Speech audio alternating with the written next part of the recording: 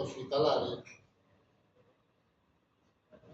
Lo más urgente y lo más crítico son los hematomas intracerebrales, las hemorragias subaracnoideas, ¿no es cierto? Las famosas isquemias, y obviamente el paciente llega por cefalea y ustedes tienen que saber encontrar la causa de la cefalea. Pero también existen este otro tipo de pacientes que van a llegar a la emergencia con el diagnóstico, en general no vienen con traumas aquí medular puro, sino en general llegan con un diagnóstico de politrauma. Muy rara vez vienen con un diagnóstico de un golpe directo en la espalda, en la columna y no, digamos, ninguna lesión en la cabeza.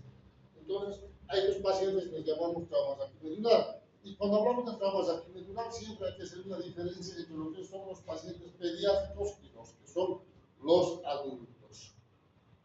Cuando hablamos de adultos, digamos de pediatría, mejor dicho, vamos a ver que, gracias a Dios, es, si quieren, lo menos frecuente con relación a los adultos. ¿Por qué? Porque en general los pacientes pediátricos siempre están al cuidado de, ¿qué? De los papás, ¿no es cierto? Los papás se cuidan con qué, no te acerques a la ventana, no camines, siempre están cuidándolos. Entonces, es menos riesgo, digamos, la caída de los pacientes pediátricos. Ahora, ¿que existen? Sí. En el parque, ¿no es cierto? A veces, por lo menos en la área periférica de Bucaramanga, tienen, el papá construye una casa de 2 plantas y que se le faltó el dinero para poner, digamos, la protección, ¿no es cierto? Ya ven, los chicos están jugando, corren y salen corriendo y se caen al precipicio porque no hay una protección. Entonces, las escaleras, sí tienen escaleras, pero no tienen la baranda para agarrar o proteger. Y están jugando y se empujan y caen al precipicio. Entonces, este tipo de pacientes sí van a tener traumas aquí medular, pero la gran ventaja de los pacientes pediátricos es que en general no presentan lesiones óseas, más son lesiones ligamentarias. ¿Por qué? Porque los chicos son más flexibles al momento de la caída, además tienen el peso menos con relación al adulto, ¿no es cierto? Eso por razonamiento simple. Si yo quiero una bolsa de queso de 2 kilos, no probablemente que no pase nada, pero si tengo una bolsa de cemento, va a estallar, ¿no es cierto? Más o menos pasa lo mismo con estos. Pero cuando tengamos un paciente, que el paciente o la familia dice que tuvo una caída, hay que hacer eso. Siempre protección, ¿no es cierto? Primero, inmovilización. Collar cervical, tabla rígida, movimientos en bloque y realizar la columna. Siempre buscar los dolorosos para ver los grupos musculares, los dermatomas, todo eso. Pero en los adultos, fíjense, es totalmente diferente, ¿no es cierto?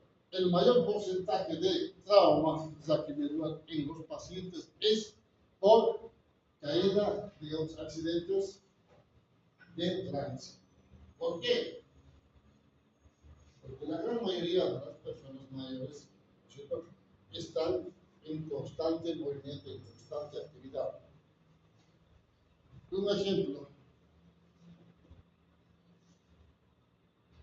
una persona que empieza a distribuir cosas y está muy retrasado y empieza a acelerar con un auto y el auto se rompe, no sé, o se distrae y choca. Ya el hecho de tener el cinturón de protección sí le protege a la cabeza, pero no le protege la columna. Salvó el cerebro, sí, pero no la columna. O los accidentes de motos, ¿no es cierto? Muy bien, tienen el casco y todos chocan, ¿y qué es lo que hacen? Vuelan, saltan para afuera, ¿no es cierto? Se queda la moto, pero el chofer, el ayudante, el acompañante sale disparado por, no sé, 10 metros hacia adelante. Entonces, ¿qué golpea? A veces la espalda. Entonces, todo eso, ¿no es cierto?, influye en el accidente, trauma raquimedular cuando vemos pacientes que tienen accidentes en vía pública o accidentes de tránsito. Otra de las cosas es caída de alturas. En general, vemos, ¿no es cierto?, en todas las ciudades, las construcciones, ¿no es cierto?, de edificios. En la gran mayoría de los países, ¿no es cierto? Y más que todo acá, ¿no es cierto? Trabajan sin protección, sin seguridad social, seguridad, ¿cómo se llama? Seguridad industrial, ¿no es cierto? Que es la norma donde tienen que darles todas las medidas de protección para evitar las caídas de altura. Pero eso tiene un costo. Obviamente, los empresarios evitan eso, contratan a los albañiles a trabajar, digamos, como puedan y arreglense como puedan.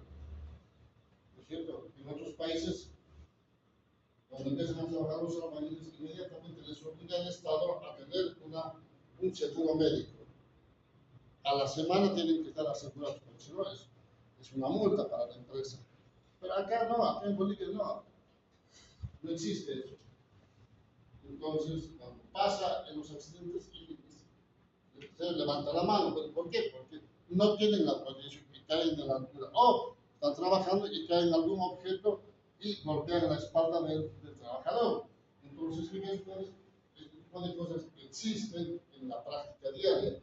También tenemos los accidentes deportivos, en general, los accidentes deportivos, como vemos acá, vemos una mala caída, entonces puede provocar lesión medular o simplemente en los deportes de contacto.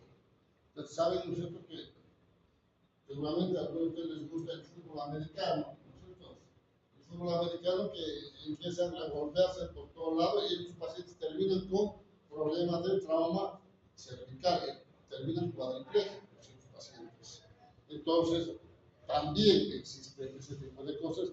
Después existen los accidentes o trauma directo, agresión, un golpe en una pelea callejera o armas de fuego que cuando están peleando están escapando y uno dispara y termina lesionando la médula, ¿no es cierto? O la columna. Entonces, estos son digamos, las causas de los accidentes cuando hablamos de trauma medular. Ahora, ¿dónde empieza el tratamiento? Lo mismo que en el TEC grave o el TEC severo, empieza en el lugar del accidente. ¿Qué es lo que tenemos que hacer? ¿O qué es lo que hacen? Primero, inmovilizar.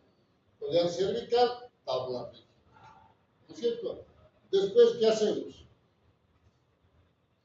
La prevención de las lesiones secundarias. Eso ya lo sabemos, ya hablamos de eso, ¿no es cierto? Entonces, pero obviamente, cuando vemos este tipo de pacientes, siempre tenemos que pensar lo mismo que integrar. Todo paciente que tiene aliento alcohólico o está inconsciente, yo tengo que pensar que tiene lesión, ¿no es cierto?, o trauma medular. Y lo tengo que, digamos, movilizar de esa manera, actuar de esa manera, hasta que esté consciente y pueda, digamos, responderlos. Obviamente, para eso, ¿qué usamos? El famoso ATLS, que ya sabemos, ¿no es cierto? Pero en el tema de la columna tenemos que usar la escala de Asia, la escala americana, para ver, digamos, el monitoreo de los grupos musculares, la sensibilidad y los reflejos cutáneos o cutáneo-abdominales o reflejos osteotendinosos. Entonces, eso nos ayuda a entender de dónde más o menos está la lesión. Y para eso, ¿qué es lo que tenemos que hacer? ¿No es cierto? Examinar al paciente siempre en bloque, siempre volviendo en bloque. Todo el personal, a veces la familia, ayuda a ponerlo en decúbito lateral y el médico va examinando, digamos, los puntos dolorosos o la alteración de la sensibilidad. ¿Y esto por qué? Porque en general, cuando nosotros pensamos en lo que es la circulación o la irrigación de la médula, no es como el cerebro, que tiene una protección, digamos, fantástica, que tenemos al polígono de Willis, si se tapa uno, compensa por el otro lado. Acá no. La médula baja por la parte anterior, que es la arteria medular anterior, ¿no es cierto? Y acá Adamkiewicz. Entonces, cuando yo tapo a este nivel, sé que el paciente por debajo no va a tener vemos ninguna circulación. Si no hay circulación, se provoca una isquemia. Si se provoca una isquemia, el paciente deja de mover, ¿no es cierto? Entonces, todo eso tenemos que entender, por eso se los muestro esto, y por eso es que tenemos que entender que tenemos que movilizar siempre en bloque al paciente que tiene traumas medular. Entonces, para eso, ¿qué es lo que tengo que hacer? Entender esto. Necesito que entiendan y aprendan eso. Tienen que aprender. No hay otra. Tienen que saber. Así como el Glasgow, la escala de Marshall, esto es inevitable que aprendan. Tienen que saber. ¿Por qué? Es la única forma de entender de dónde está la lesión. Si yo tengo un paciente que tengo un accidente cerebrovascular, un hematoma en la cabeza o un tumor en la cabeza, ¿no es cierto? Si tengo en el lado derecho, ¿qué es lo que va a pasar? ¿Un déficit de qué lado? Del lado izquierdo. ¿Por qué? Por la deficiencia. ¿Por qué? Porque la vía piramidal se recusa ¿dónde? A nivel del... ¿Ah? Pero necesito que entiendan este tipo de cosas, ¿no es cierto? Entonces yo ya sé que si yo tengo una lesión en la cabeza del lado derecho, yo no voy a poder mover el lado izquierdo, ¿no es cierto? Y si tengo una lesión del lado izquierdo, no voy a poder mover el lado derecho. Es así. Pero si yo tengo una lesión en la columna, en la médula, es totalmente diferente. Todo lo que está por debajo de la lesión no hay función. Entonces, por eso que necesito que aprendan, así como la escala de Glasgow, la de Marshall, necesito que aprendan los dermatomas, desde C2 hasta S5, de memoria. Por eso es que cuando hay una lesión medular, un trauma medular, por encima de T10, yo sé que el paciente tiene una lesión medular. Pero si yo tengo una lesión entre lo que es T10 y L1, este paciente con seguridad va a tener ¿qué cosa? Una lesión medular y una lesión radicular, ¿no es cierto? Ahora, si yo tengo una lesión por debajo de L1, seguramente las lesiones van a ser radiculares, no medulares. ¿Por qué?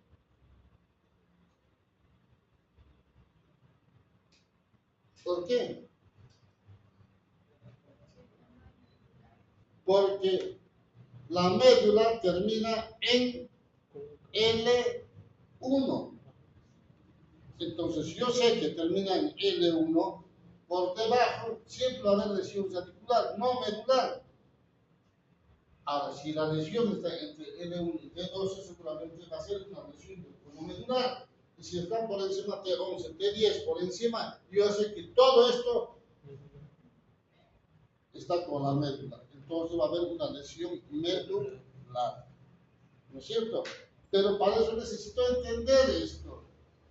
Necesito entender los dermatomas. Y para entender los dermatomas necesito que entiendan, ¿no es cierto?, qué es un dermatoma y qué es una metámera. Esto ya lo hablamos en el principio de clases. ¿Qué es un dermatoma? Es una porción de la piel inervada por una raíz nerviosa. ¿Cómo? A ver, vos. Es una parte de la piel inervada por una raíz nerviosa. La raíz nerviosa. Bien. ¿Y qué es una metámera? Es una. Sí. Metámera es un segmento de la médula por donde nace una raíz periférica. Entonces van a ver el concepto, si ustedes agarran y estudian, digamos, hay una serie de explicaciones que más que les confunden que les aclaran, ¿no es cierto? Pero el concepto real es, metámera es un segmento de la médula por donde nace una raíz periférica, y dermatoma es un segmento de la piel inervado por una raíz periférica. siempre van juntos. Entonces, para entender los niveles o dermatoma, tengo que entender qué es un dermatoma y qué es una metámera, ¿no es cierto? Bien, entonces, ¿cuál es la fisiopatología de esto? Entender la fisiopatología siempre va, como en cualquier trauma, lesiones primarias y lesiones secundarias. Cuando hablamos de lesiones primarias,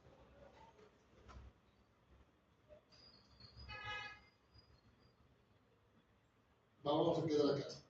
Es hora, continuamos con la siguiente clase.